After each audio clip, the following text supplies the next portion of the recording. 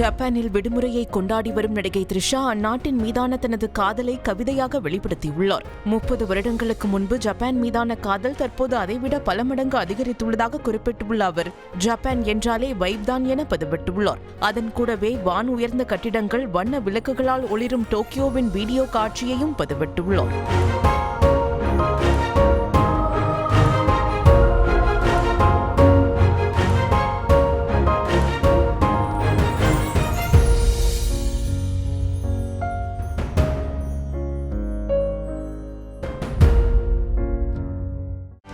செய்திகளை உடனுக்குடனும் துல்லியமாகவும் தெரிந்து கொள்ள சப்ஸ்கிரைப் பண்ணுங்க.